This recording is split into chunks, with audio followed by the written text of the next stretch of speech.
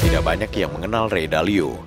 Dia bukan politisi, bukan pula pemimpin sebuah negara, tetapi laki-laki yang kini berusia 75 tahun ini memiliki pengalaman puluhan tahun sebagai penasihat ekonomi di negara-negara yang sekarang tergolong negara maju. Di antaranya Republik Rakyat Cina pada saat negara tirai bambu itu dipimpin Deng Xiaoping, dan Singapura saat berada di bawah pimpinan Perdana Menteri Lee Kuan Yew. Ray Dalio, yang nama lengkapnya Raymond Thomas Dalio, adalah seorang miliarder dan investor kawakan asal Amerika Serikat yang memiliki pengalaman lebih dari setengah abad di bidang investasi global.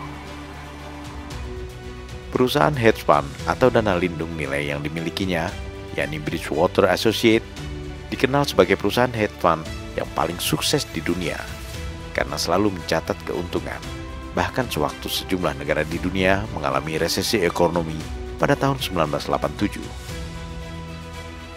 Sebagai investor yang sangat memahami perekonomian global, Ray Dalio bisa memprediksi kapan dan mengapa sebuah negara bisa menjadi negara maju, dan kapan serta mengapa sebuah negara bisa menjadi negara yang gagal. Berbagai prediksinya ini tertuang dalam buku yang diterbitkan pada tahun 2021 dengan judul The Changing World Order: Why Nations Succeed and Fail.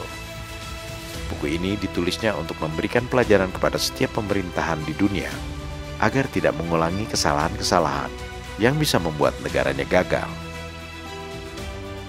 Reputasinya yang sangat menonjol, baik sebagai investor dan miliarder, maupun sebagai penasihat ekonomi di negara-negara yang kini tergolong negara maju itulah yang membuat Presiden Prabowo Subianto memberikan kepercayaan yang sangat besar kepada Ray Dalio untuk menjadi salah satu pengawas di Badan Pengelola Investasi Danantara Indonesia.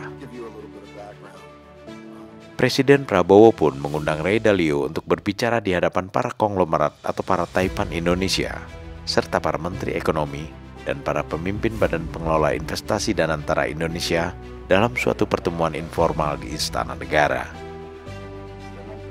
Para konglomerat yang hadir dalam pertemuan informal ini antara lain Sugianto Kusuma atau Aguan, Antoni Salim, Franky Wijaya, Dato Sri Tahir, James Riyadi, Tommy Winata, Prayogo Pangestu, Khairul Tanjung, Hilmi Panigoro, dan Haji Isam. Presiden Prabowo pun memperkenalkan Ray Dalio sebagai tokoh yang sangat berpengalaman dalam investasi global, dan nasihat-nasihatnya sangat diperlukan Indonesia saat ini. Mr. Raymond Thomas Dalio, seorang bisa dikatakan seorang pengusaha, seorang entrepreneur, seorang investor global yang telah banyak pengalaman selama berapa puluh tahun, yang telah bergerak di bidang ekonomi, di bidang investasi puluhan tahun di kawasan kita, di Asia, di Timur Tengah, dan beliau sangat berpengalaman berinteraksi dengan sovereign wealth fund dari beberapa negara. Beliau hadir pada saat Tiongkok melakukan pembukaan dunia waktu zaman Deng Xiaoping dan selanjutnya, sehingga saya kenal beliau beberapa saat yang lalu. Saya banyak diskusi sama beliau, dan beliau banyak mengamati perkembangan kita, perkembangan Indonesia, dan beliau banyak memberi saya masukan.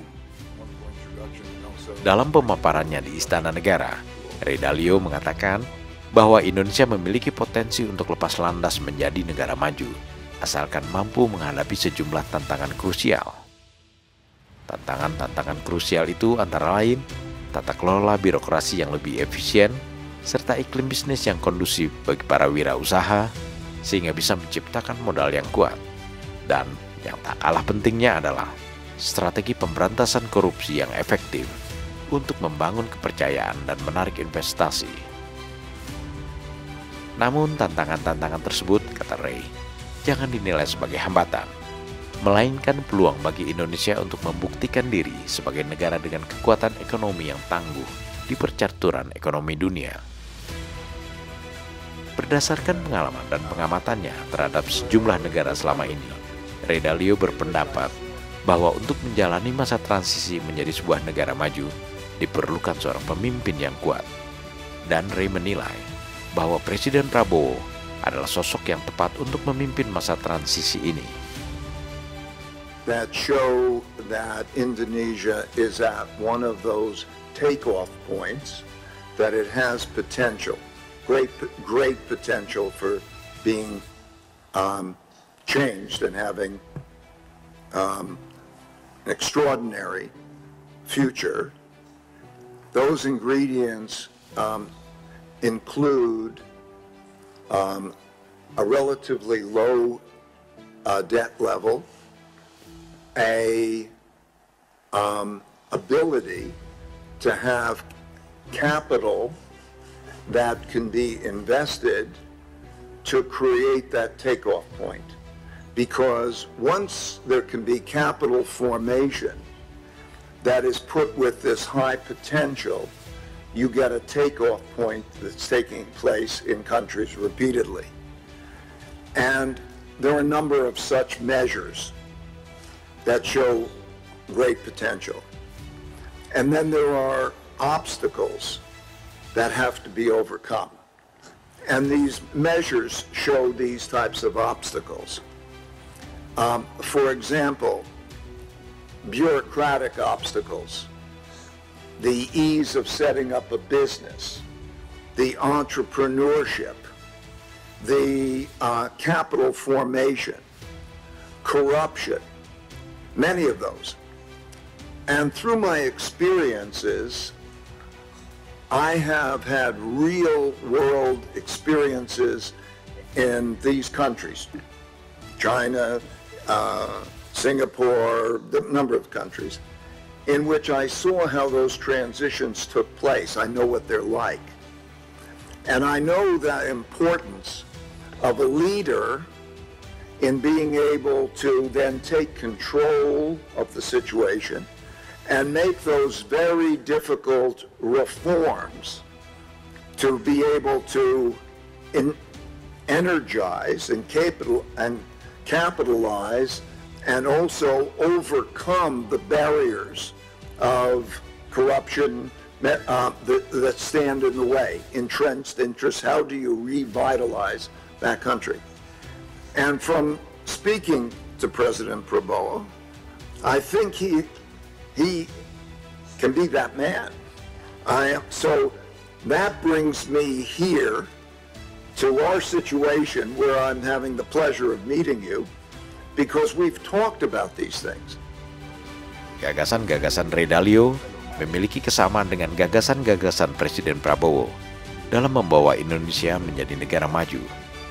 Kesamaan inilah yang tampaknya membuat Ray Dalio bersedia bekerja sama dengan Presiden Prabowo untuk mengawal dan mengawasi pertumbuhan investasi dan perekonomian Indonesia. Dan Prabowo pun berharap Ray Dalio akan menjadi teman Indonesia dalam ikhtiarnya menjadi negara maju. Kepada para konglomerat yang hadir di acara ini, Presiden Prabowo mengatakan bahwa mereka diundang sebagai tokoh-tokoh ekonomi Indonesia di bidang swasta yang sudah punya pengalaman puluhan tahun dalam manajemen dan investasi, serta memiliki pengalaman bekerja sama dengan pemerintah.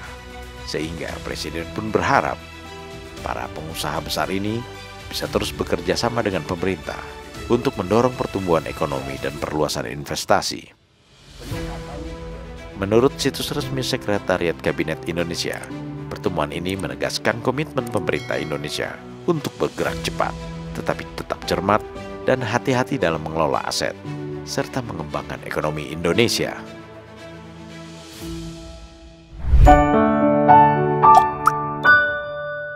Men of our time.